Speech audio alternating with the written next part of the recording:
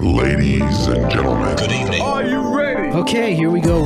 You're listening to the Deal Room Podcast. Join us as we bring you the inside scoop on business sales and acquisitions. Get across trends in the area and hear the industry's best recount their real-life tips, traps, and experiences.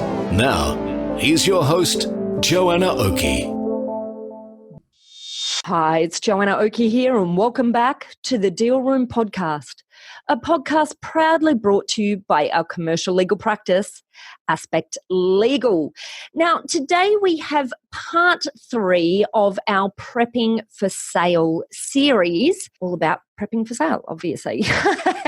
and today we have back on board the fabulous Fiona Yin from Aspect Legal. Fiona, welcome back.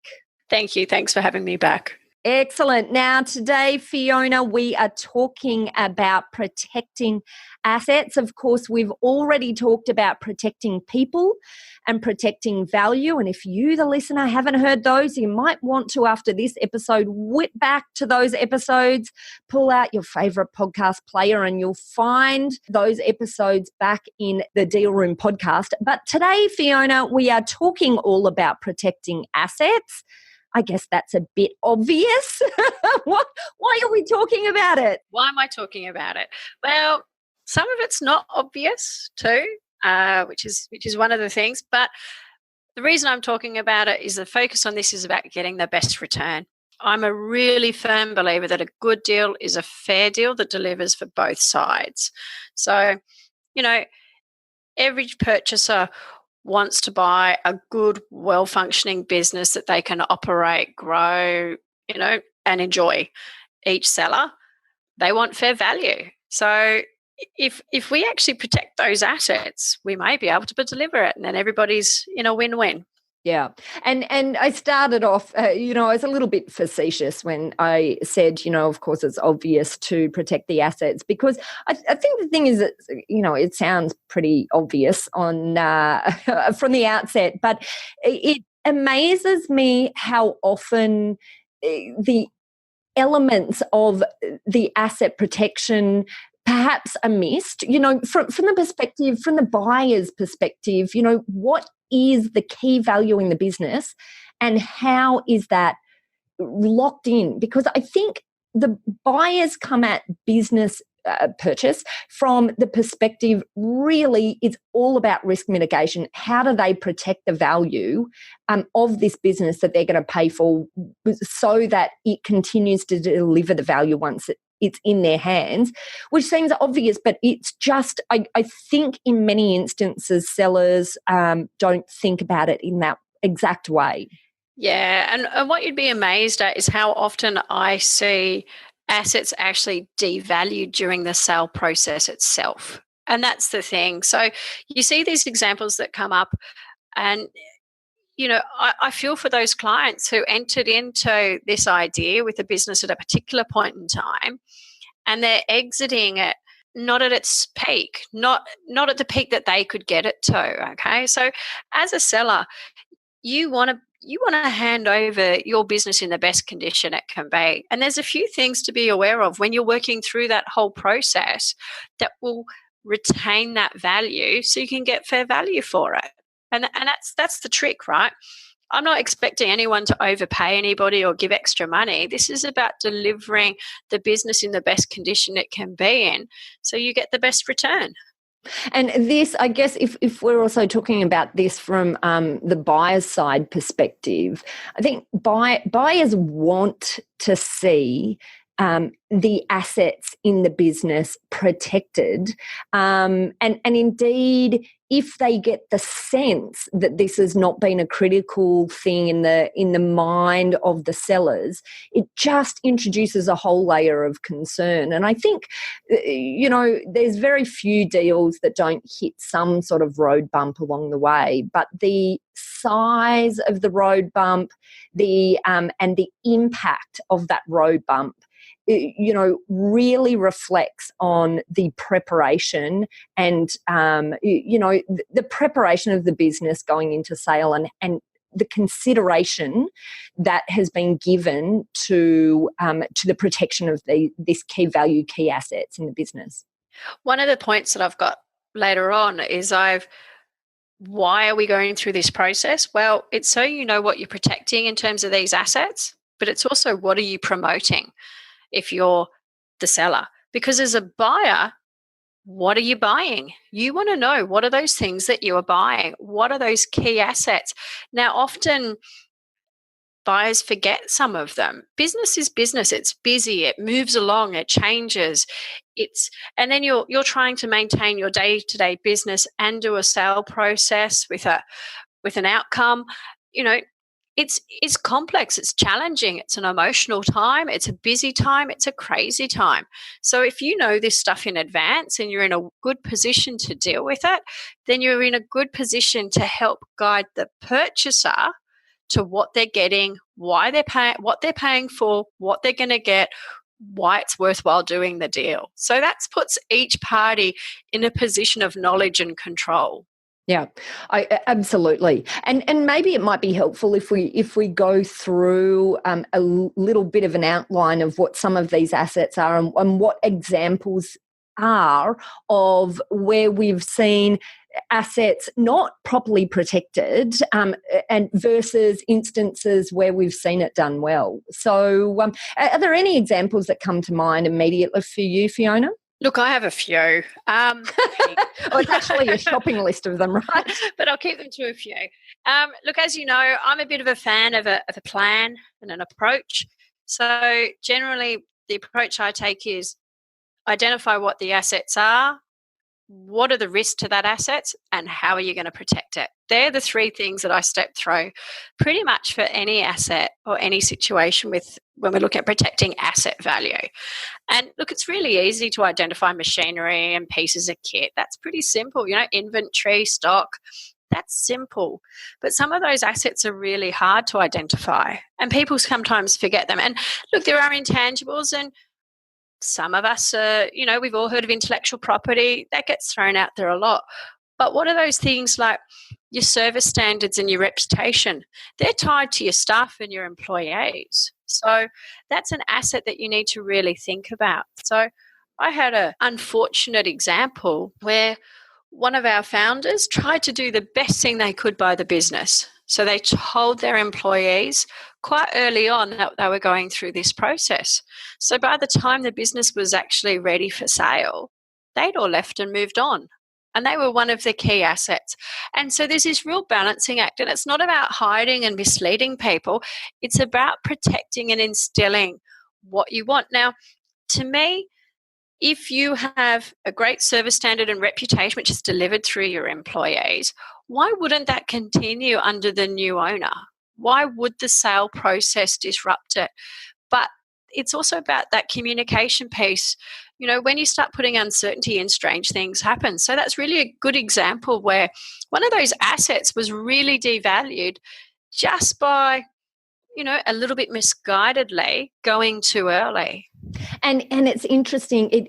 I think it's such a good example because it's not just about going too early, but it's also about dealing with it perhaps in the wrong way. Because I've seen many successful examples of business owners that have had these conversations with key team members. It's probably not necessarily the conversation that you need to have with the entire, the entire personnel team within the organisation, but with key staff members, and then getting those key staff members on board by incentivising them to be part of the deal, and then bringing them along emotionally in terms of who the buyer will be. And I think some of those can be really successful examples if it's not communication on its own without an answer, because in this people side, people hate not knowing, and if they're told in advance there's a big change coming, but it's just sitting as a question mark in their mind rather than as a plan that everyone's working to together. And as I said, it can also be a great idea to incentivize them to work together. Then it just will cause concern rather than this big ship moving forward all together united. Uncertainty is a killer for everybody. So you need to address that uncertainty. So how do you make somebody feel that going through that uncertain process with you is worthwhile at the end? And that's where a well thought about and well implemented incentive and tying them into the process is really important. And look, it ties into one of my other favorite assets too, is business knowledge. Okay, that's one of the things that the purchaser's looking to buy. And that knowledge, some of the sales that we've dealt with, we see people wanting to move on and retire. They want to take their knowledge and leave. That's okay. But they need to start early, giving that knowledge to people who can stay.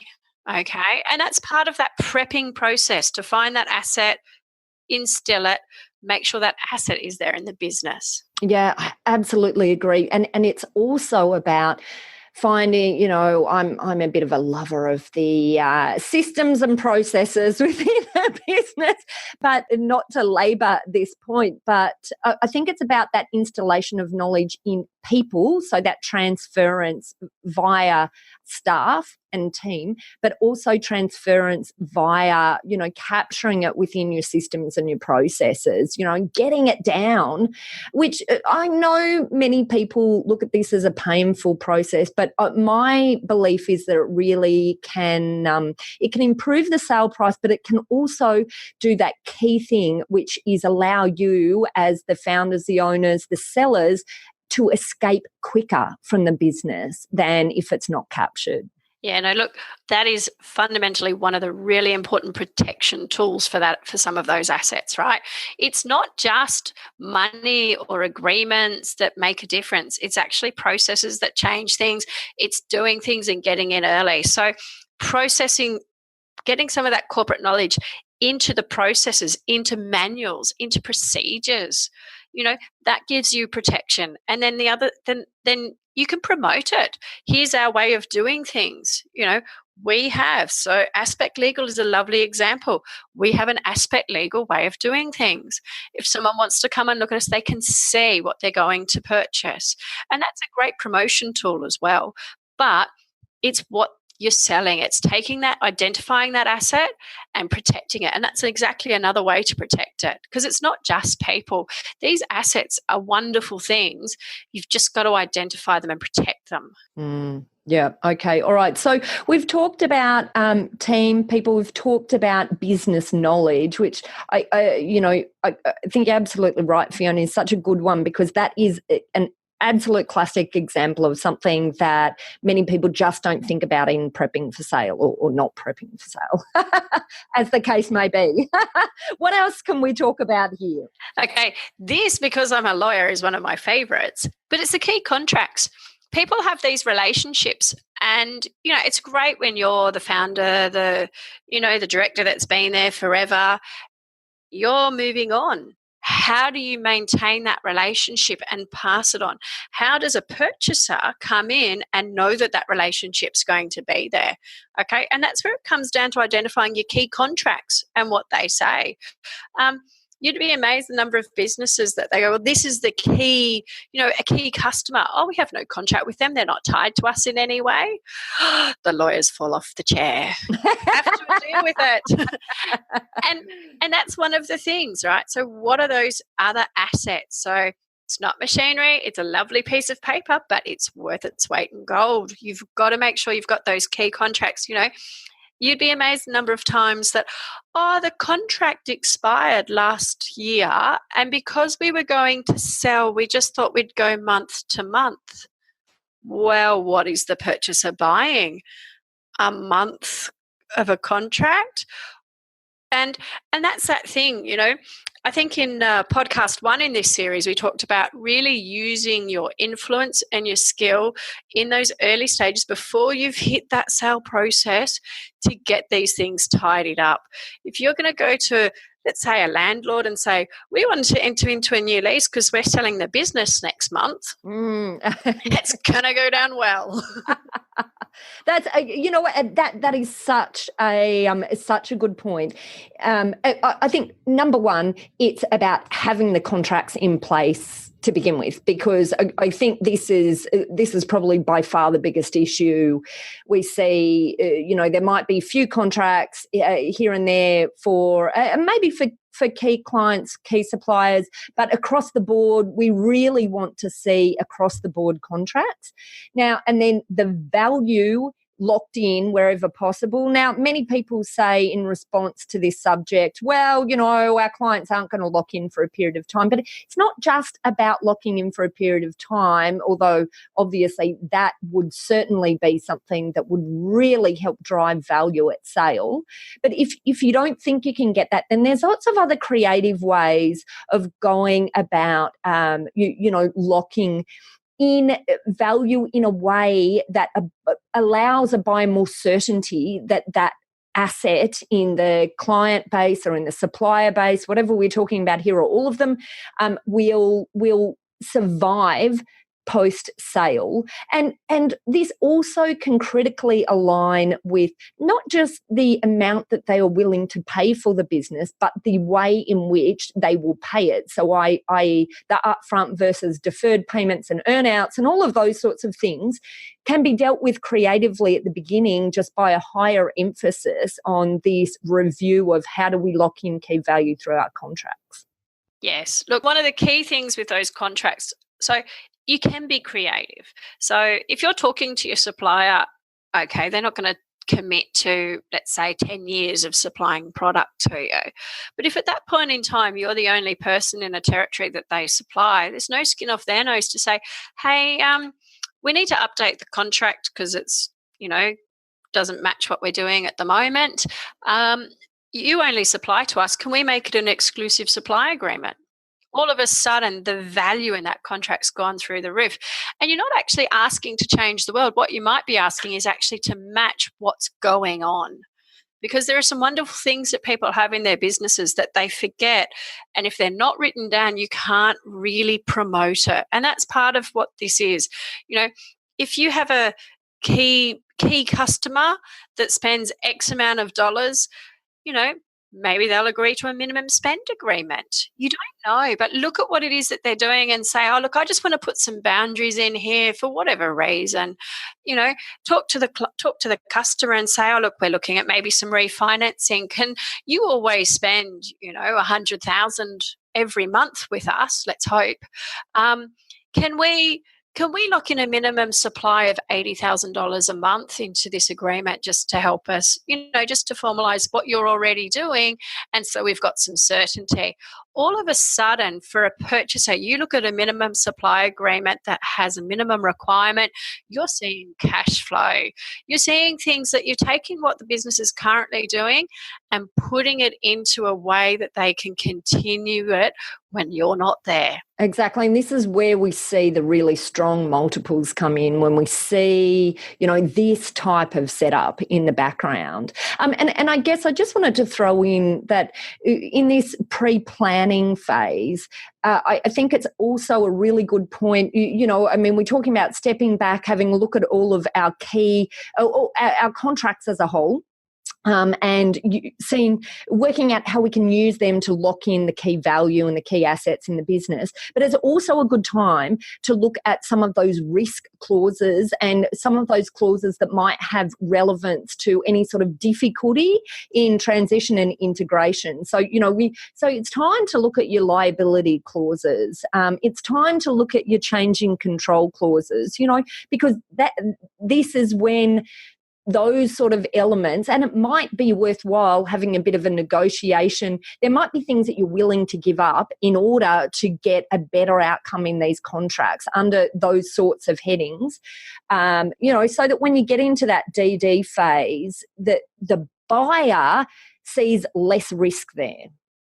Yes. Look, it reminds me of a matter we had recently where we had a sale that was going through and we had to review the change in control clauses in a couple of really key contracts. And in that instance, we were saved because a change in control was a change of 50% or more, and we were selling 49. Oh, Yeah, that's right. I have seen those clauses written at 20% or 30%. So it's really being aware of what's in there because, and it's for those key assets, right? Look, I do love contracts and I'd like everybody to have a contract for everything, but it's not going to happen. I'm not silly, but those key assets, identify those things that you are likely to be selling when you sell your business. Okay, so step away from your product or what you sell to your retail. But if you were selling this business, what are those key things? Make sure they're real and will survive the sale process intact. Excellent. Okay, and so we've talked about team and people, we've talked about business knowledge, we've talked about key contracts. I guess it will be remiss of us not to talk briefly, at least, about intellectual property. Yes. Your IP protections. And, we chuckle a bit, but IP is one of those areas, for some businesses perhaps, it's not as important as others. Most businesses, IP really is a critical asset that business owners just don't really properly realise until they're well involved in the sale process. No, and I smile because you can't not look at it. You can't just assume it's taken care of because too often it isn't. And that's the thing. If you have certain IP, protect it. If you've got a business name, get it registered, okay? Because then you've got it. As a trademark, we mean. Yeah, correct. No, but it's also and making sure, make sure you are fully protected. I had a lovely example recently where the buyer and the seller, because ASIC allowed it, basically had the same company name. The sale hadn't gone through, but they'd taken on the other side, they'd taken on the seller's company name and put it in their company name. Wow. And so basically the two companies had the same name. Jeez. Okay. Well, yeah, there's a few problems there. There's quite a few, but it happened. And you sit there and you're going, now that sale actually went through and it was very successful and everyone was very happy. But you don't want that to happen if it's an opportunistic tire kicker. Yeah, that's exactly right. The other component, I think, of intellectual property that is particularly missed is where intellectual property is quite important, but it's not the type of IP that is registrable. So, say, for example, it's not a trademark, it's not a patent, whatever. There can be real concerns from a buyer's perspective about confirming chain of title, so confirming or being able to prove that the seller was in fact the creator or controlled the creation and is the owner and able to sell. And of course, we'll see lots of warranties and indemnities around this, which should be in and of itself a bit concerning for a seller if they're not sure about the chain of title.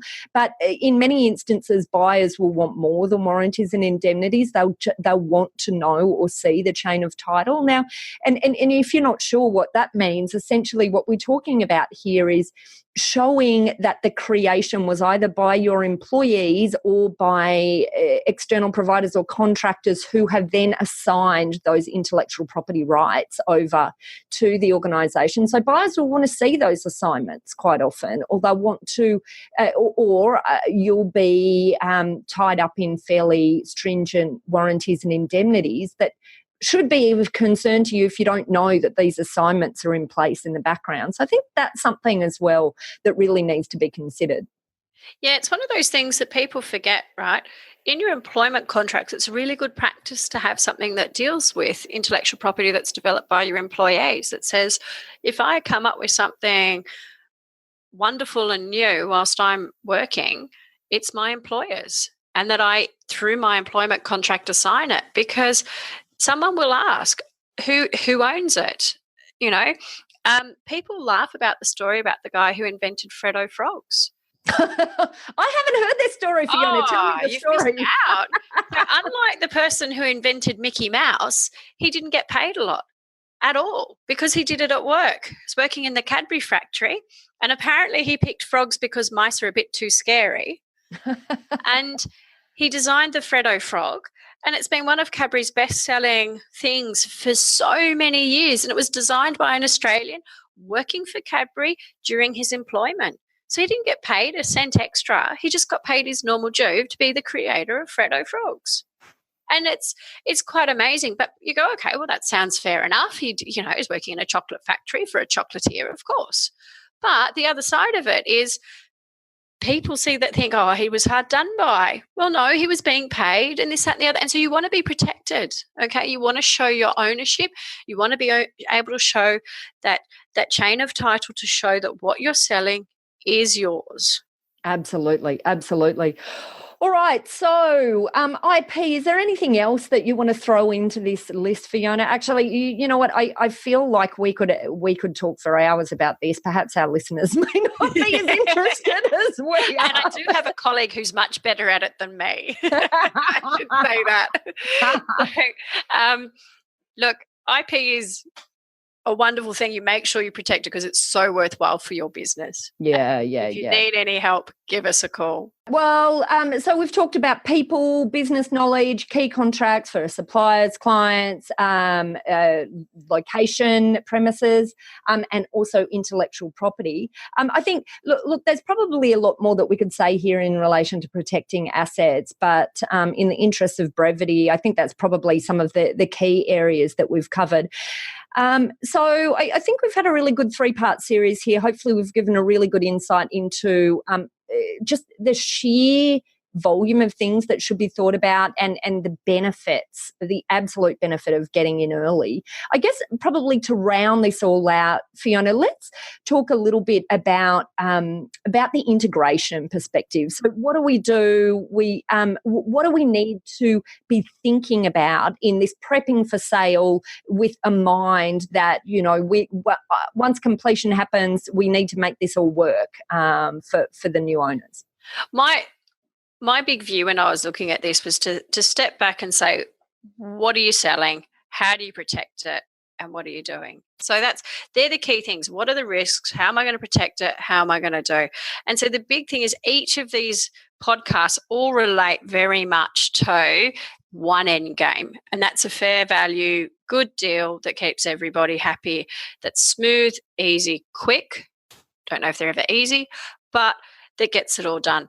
And so the key to me about integrating all of it is all of these things require you to look at them early and look at them holistically. So when you're looking at your assets, right? You're looking at your contracts for one reason. You're not going to look at them for looking at your contracts for assets and then look at them for personal guarantees and then look at them.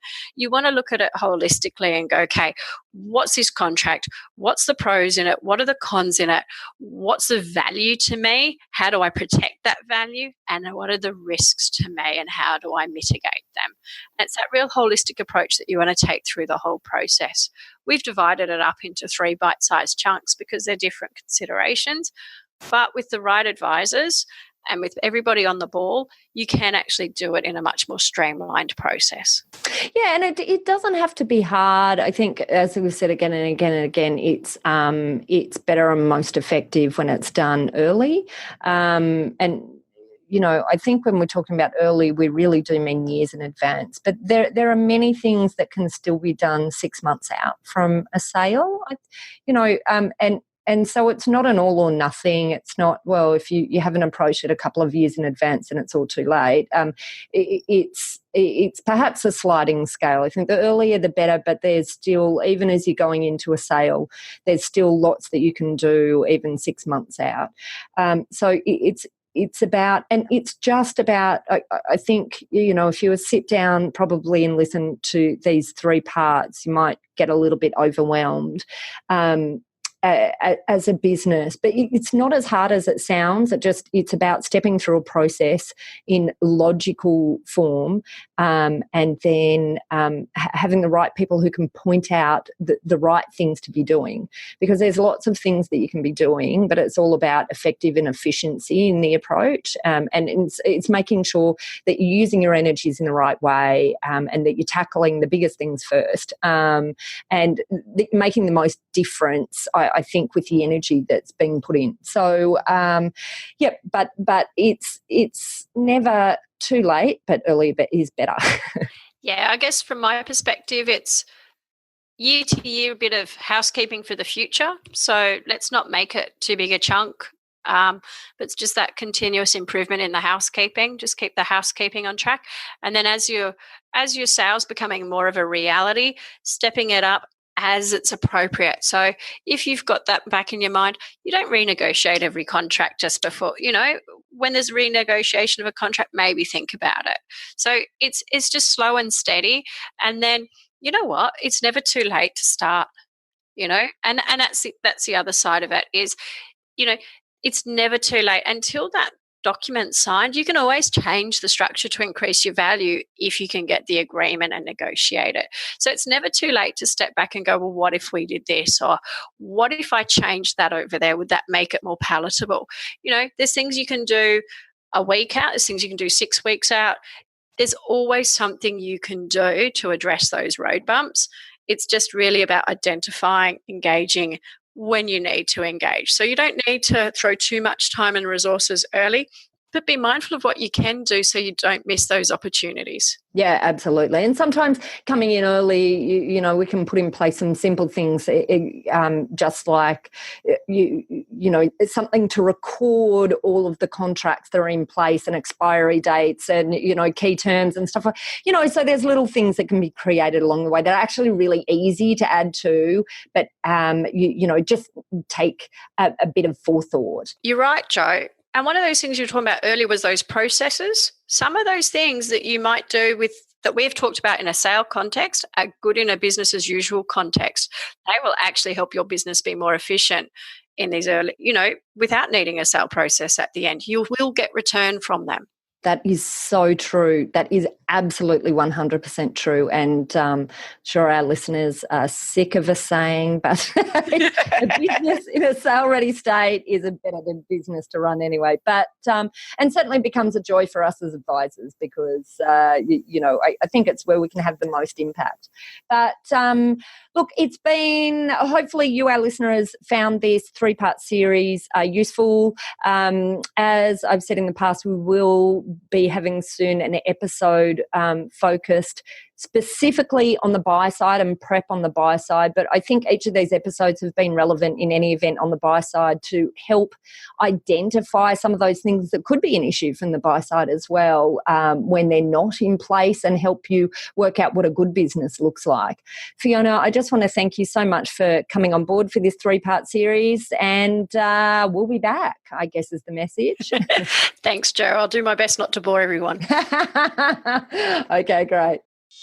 Well, that's it. You've just made it through part 3 of our 3-part series, all about prepping for sale. And of course, today we were talking all about prepping assets for sale. I think it's important to note we didn't really have the time, and you probably didn't have the interest to listen to all of the types of ways that we would look at locking in assets in that prep for sale piece.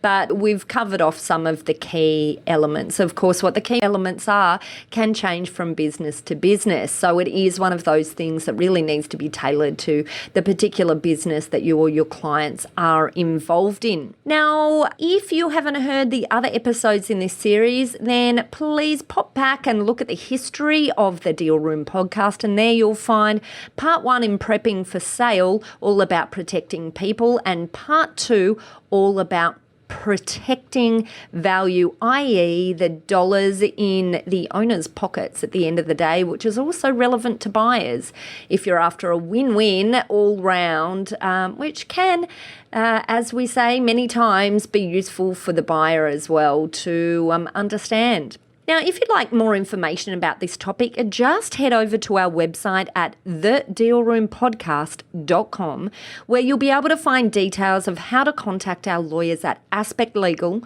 if you or your clients would like to discuss any legal aspects of sales or acquisitions.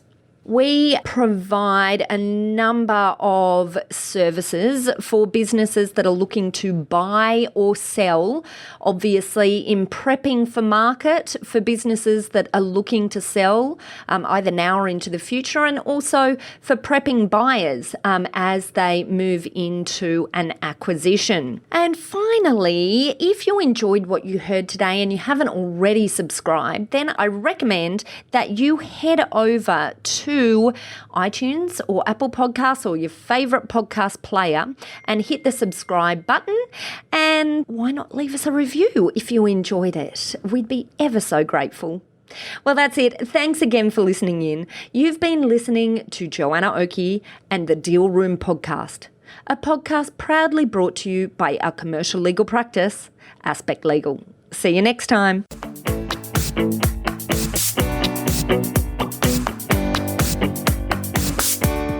Aspect Legal has a number of great services that help businesses prepare for a sale or acquisition, to help them prepare in advance and to get transaction ready. We've also got a range of services to help guide businesses through the sale and acquisitions process. We work with clients both big and small and have different types of services depending on size and complexity. We provide a free consultation to discuss your proposed sale or acquisition. So see our show notes on how to book a time to speak with us, or head over to our website at aspectlegal.com.au. Ladies and gentlemen. That will conclude this evening's entertainment. Thanks for listening to the Deal Room Podcast. To find out more about this episode and other episodes in the series, check out the show notes or head over to our website at thedealroompodcast.com.au.